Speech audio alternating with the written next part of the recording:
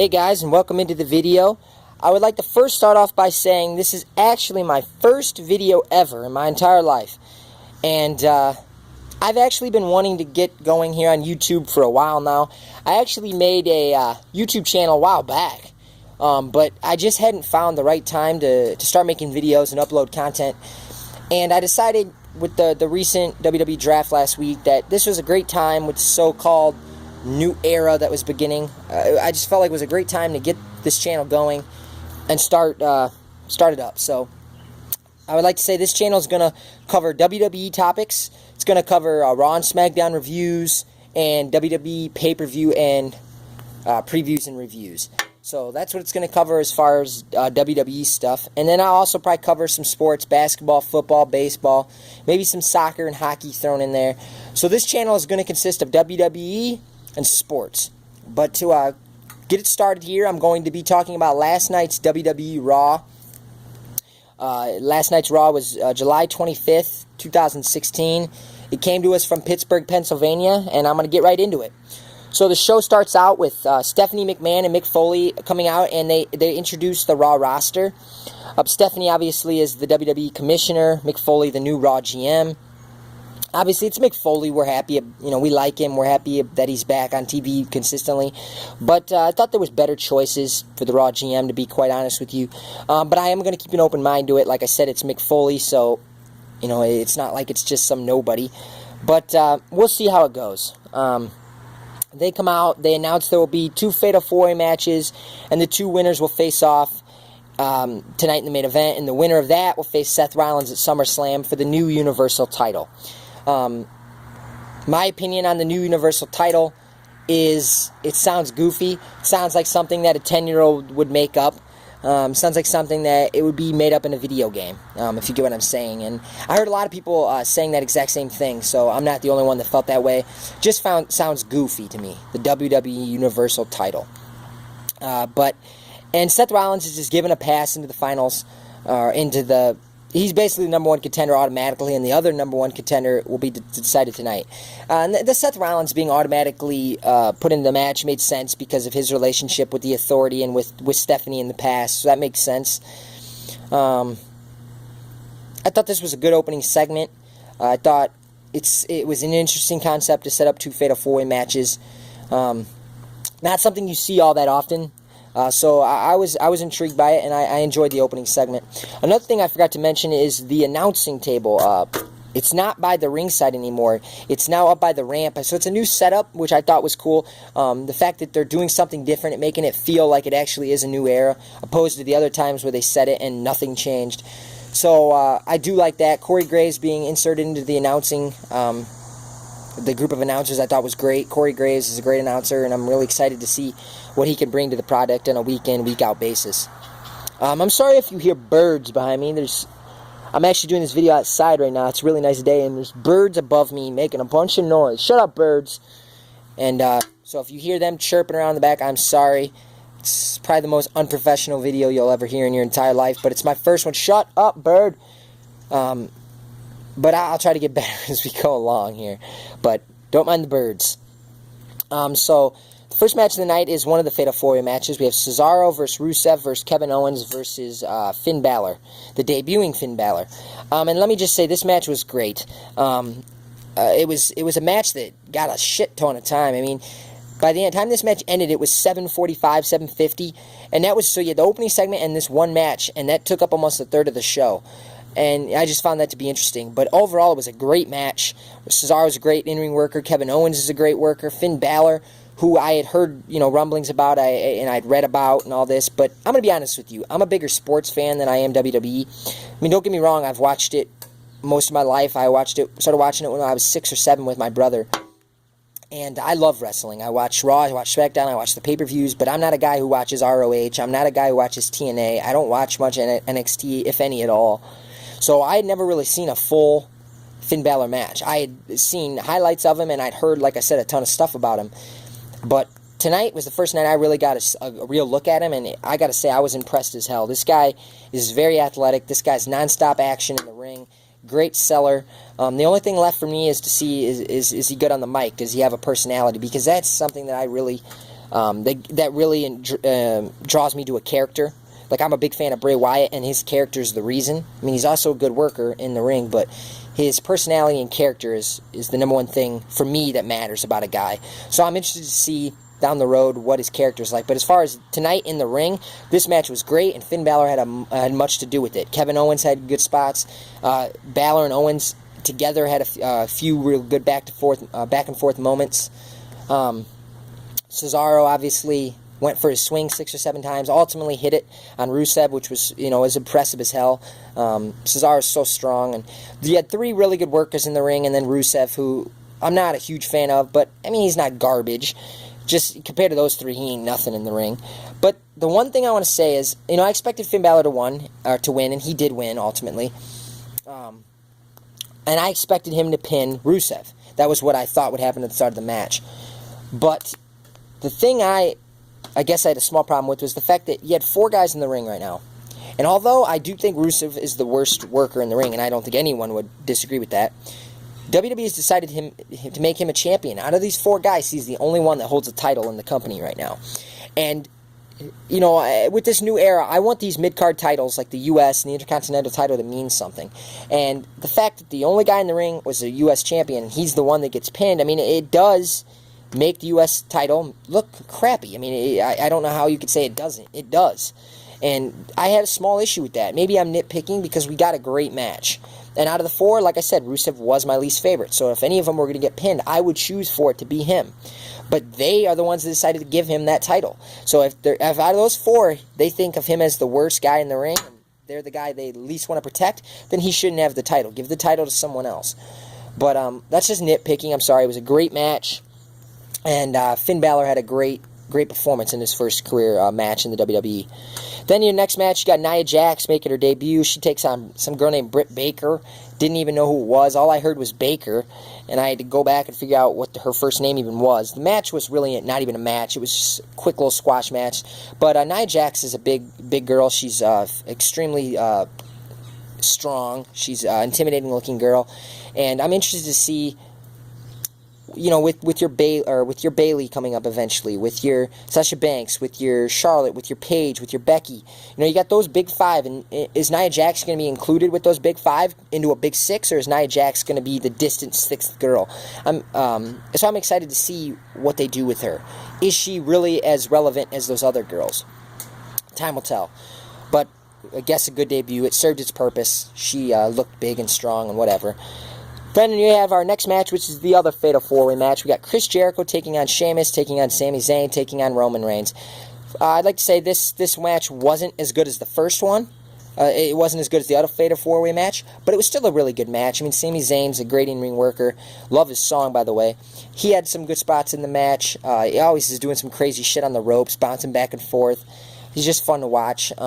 Chris Jericho was one of my favorites years ago, and still is a pretty good in-ring worker. I mean, although he's basically a jobber at this point, and he never really wins much, he's still Chris Jericho to me. And Roman Reigns, I mean, I'll be honest with you, I'm not a Roman Reigns fan, and I don't want to be, after my first video here on YouTube, I don't want to be labeled as a Roman Reigns fan, because I'm not. But if you look at Roman Reigns 6 months ago compared to now in the ring, you can't deny he's gotten better inside that ring. His matches are more crisp, he's a better seller. Still can't talk. I still don't think he should be the number 1 guy in the company by any means. But him being one of the top 5 guys in Raw isn't a problem for me. I think he looks like a champion, and he's getting better in the ring. If he can continue to improve in the ring, I have no problem with Roman Reigns one day being a champion.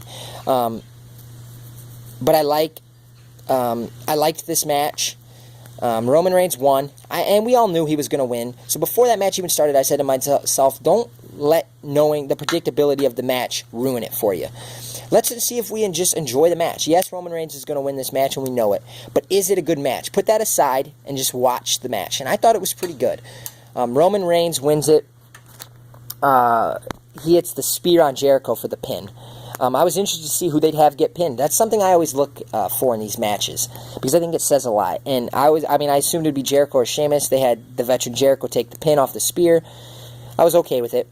And also, I've forgotten the other match. Finn pinned Rusev in the other match. Oh, I know I did say that. Sorry about that. But so you have Balor and and Reigns are going to meet up in the main event now to see who goes to SummerSlam to take on Seth Rollins.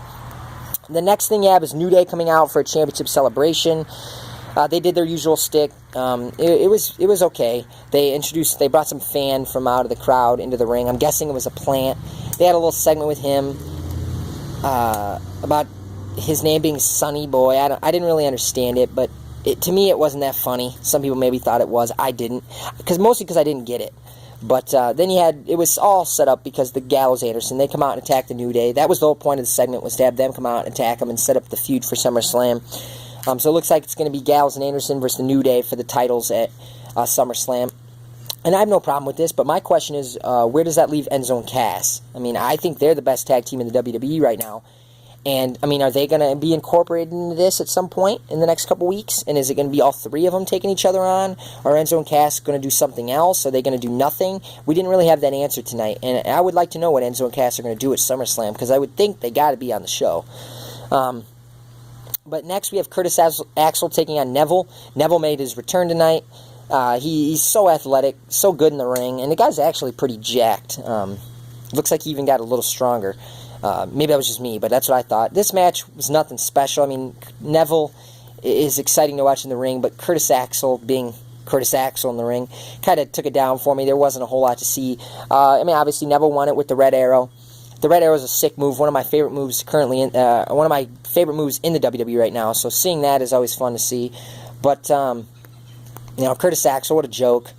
I mean, to think when he came into the WWE as the new Paul Heyman guy, and he faced Triple H. I mean, to see how far he has fallen, it's actually mind-boggling. But good win for Neville. We'll see if it actually leads to anything. But a good win. Then we have the best moment of the night. We have Sasha Banks taking on Charlotte for the Women's Championship. This was a match that we all know was coming. We were obviously expecting to see it at SummerSlam and not tonight. But it made sense because Sasha, got Charlotte to tap at a Battleground last night, or 2 nights ago, to the Banks statement. So it made sense, her getting the shot tonight. And it was a great match. And Sasha Banks won, is the new Women's Championship. She so deserved it. And after the match, the crowd chanting, "You deserve it," and her talking for a second with Byron Saxton, it was awesome. I actually got goosebumps, and I'm a big Sasha Banks fan. I mean, this girl's great in the ring. You could tell the improvement of the women's wrestling is so important to her. This girl is so fit. And when they turned her face, I didn't actually think I would like it, but I am liking her as a face.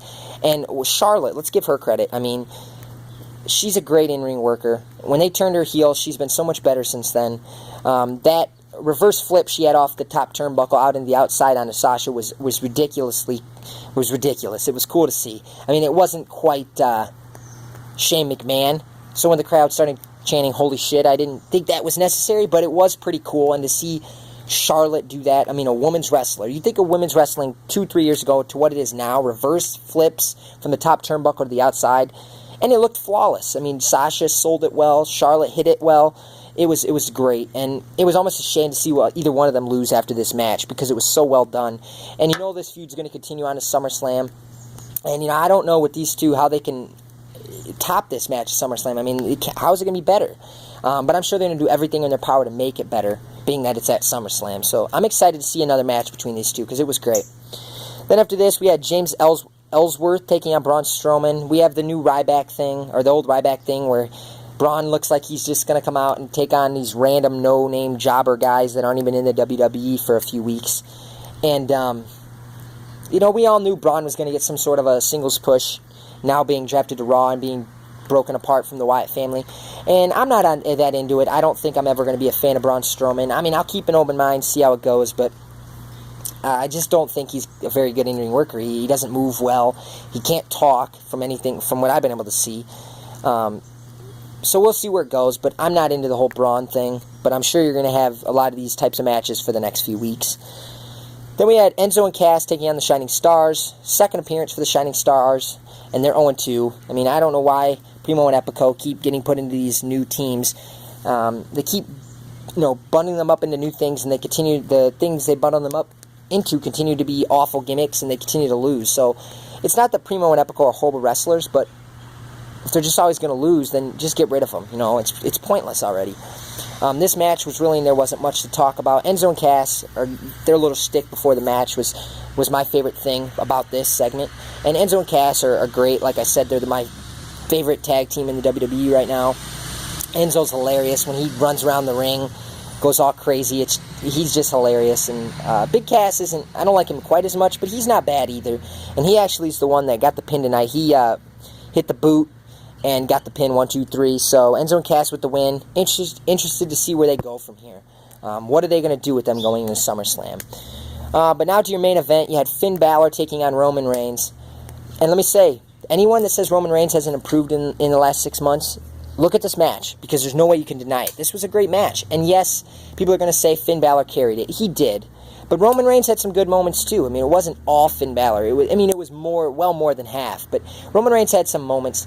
He was selling well, and these two had a good match. I didn't actually expect it to be this good. I thought Roman Reigns would not have as good of a performance as he had. A lot of good spots. Match got good time. And I think the thing that put it over the top for me was the fact that Finn Balor won. I did not expect him to win. Maybe that's because I'm not as in touch with the WWE as everyone else, but I expected Roman Reigns to win. I was expecting the Roman Reigns Seth Rollins feud to SummerSlam and the match taking place there. But to me, they swerved me. I did not expect Finn to win, and I was all for it. Again, I don't know this guy well yet, but from what I saw tonight, this guy's extremely talented in the ring. So many moves, so innovative, and I just can't wait to see in the coming weeks what they do with him. And to think that he was in NXT just a few days ago, and now maybe he's going to be headlining SummerSlam against Seth Rollins in the main event for the new Universal title. I mean, it's pretty awesome to think of that. I don't know if they'll be the main event, but you got to think they would be.